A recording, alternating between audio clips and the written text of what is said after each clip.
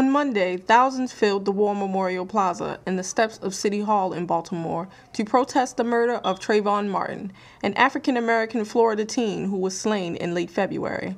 The 17-year-old Martin was killed by a self-appointed neighborhood watch member named George Zimmerman while visiting his family in Sanford, Florida.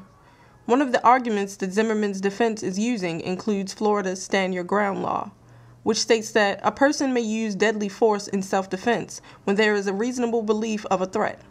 But a number of individuals have stated that the threat in this case is questionable. Baltimore attorney J. Wendell Gordon, who spoke during the rally, illustrates how the Stand Your Ground law is not an applicable argument for Zimmerman's actions.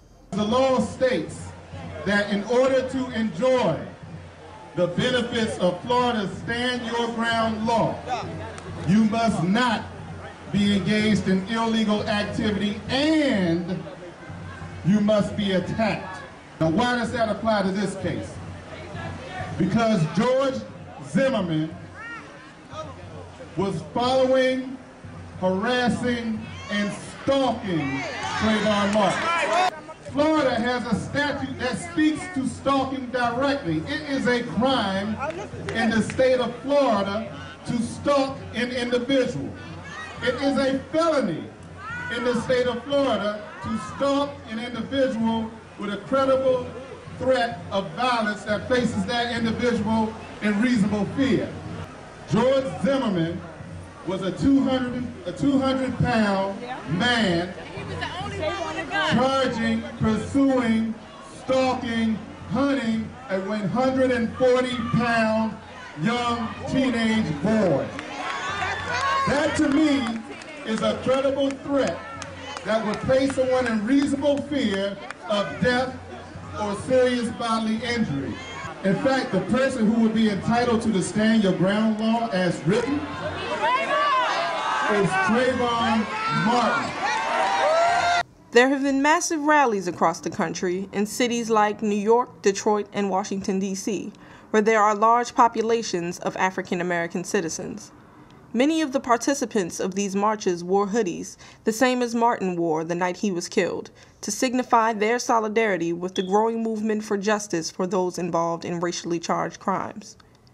These demonstrations have been comprised largely of black youth, many of whom feel that they too can relate to being racially profiled, and that they could have been victims of such a crime themselves. The hoodie campaign has become a phenomenon among the social networking and activist communities, as individuals have been posting pictures of themselves on Facebook and Twitter wearing hoodies as another form of support. Former Black Panther and Illinois Representative Bobby Rush was escorted from the House floor for wearing a hoodie as he gave a speech on the issue of racial profiling in America.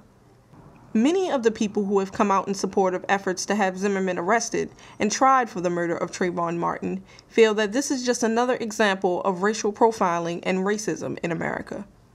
Reverend Heber Brown, activist and pastor of Pleasant Hope Baptist Church in Northeast Baltimore, describes how Trayvon Martin's murder is a part of an extensive history of racism and violence against African Americans dating back to the Jim Crow South.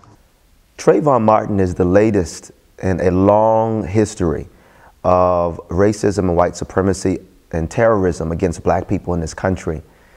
We are hearing people revive the stories of Emmett Till and Troy Davis, revive the stories of Oscar Grant, revive the stories of Sean Bell, and so many others who have been killed and murdered and lynched in this country, legally and otherwise. And so it is tragic that Trayvon Martin was killed, and it's even more tragic that the same terrorism that was waged upon our grandparents, our great-grandparents, our ancestors, is the same issues that we have to address today in 2012. Gordon also touches on how George Zimmerman's actions represent what many view as a modern-day lynching, and expresses how he is a characterization of the prejudice that is still present in America today. George Zimmerman in the state of Florida is a representation of racism in America. He is the personification of racial profiling, of murder because of the color of your skin. It has nothing to do with a hoodie because George Zimmerman had on a red jacket Now, we should be more afraid of that red jacket, because that red jacket is what caused us harm. It wasn't a hoodie. It wasn't some Skittles or iced tea. The string of actions that have ensued over the past 4 weeks, as well as the continued level of advocacy around this murder, have only seemed to gain more momentum.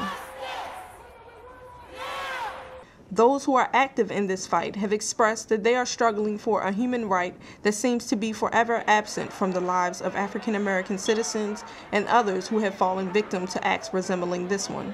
For many Americans who are outraged by this case of senseless violence, this seems to only be the beginning of larger trends of activism within local communities and the country at large. This is Megan Sherman reporting with the Real News Network.